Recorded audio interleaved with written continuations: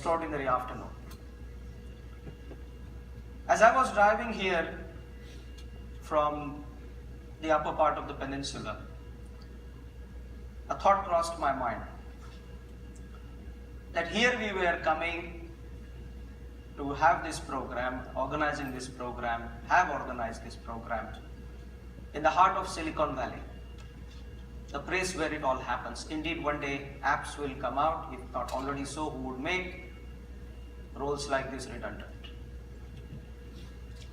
And yet we are bringing here something that is timeless and that is part of human civilization, human history, that indeed goes back to prehistoric times, to pre-recorded era of human civilization, and that is music. By training, I'm a medical professional, I'm a doctor, I work in the pharmaceutical industry, I'm a researcher in neurosciences. So throughout these proceedings, if you hear something sprinkled that comes from the area that relates to the brain, my apologies in anticipation. Music is hardwired within us. Multiple studies have demonstrated that when we listen to music, there are parts of our brain located deep inside our cortex, our limbic system, that light up. The cerebral blood flow, as measured by, say, for example, PET scans, functional MRI, demonstrates that we respond in a way to music that is indeed universal, spans across individuals, spans across backgrounds. It is something innate. Since time immemorial, chants, sounds have been part of us, have been part of our culture. Indeed, as Genesis says, in the beginning there was the word, there was the sound. The Indian philosophical construct also believes that creation started with Nada Brahma. Sound itself is God and God is sound. Regardless of one believes in the existence of a higher power or not. Physics, of course, tells us the universe began with a Big Bang. Sound is primordial. With sound, we also come to the notion of meditation. Meditation has been a part of human civilization, again, since antiquity. Music and meditation have thus been part of our story throughout time.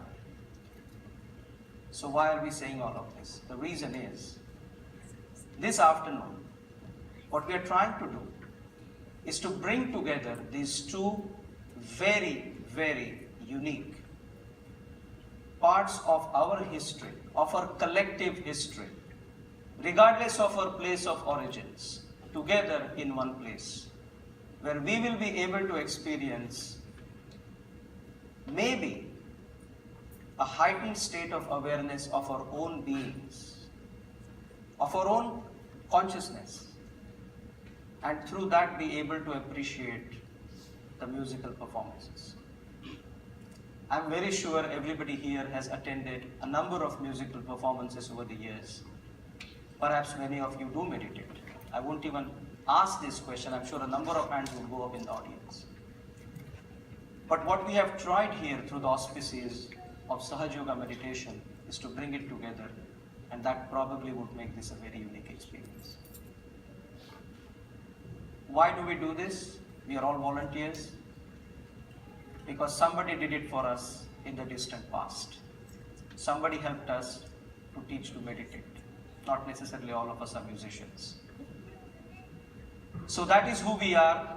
We are a 501c3 non-profit organization. And through this organization, which is of course located in the United States and also other parts of the country, this form of meditation is taught free. We run classes. Also in this area, towards the end of the program, we will walk you through a couple of places where you can go and find more information, including websites about this form of meditation. Sahaja Yoga meditation was founded by this lady whose photograph you see here, we call her Shri Mataji Nirmala Devi.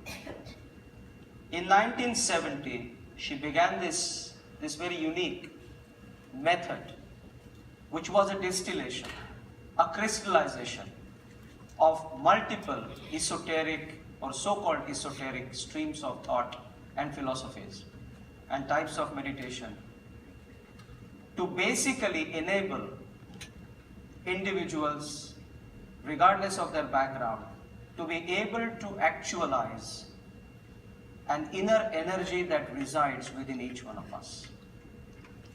And through the awakening of this inner energy, the individual can experience a state of heightened awareness, of heightened consciousness, diminishing of thought, and of course peace. Peace that each and every one of us certainly wants. There are literally hundreds and thousands of practitioners of Sahaj around the world who would attest to this fact.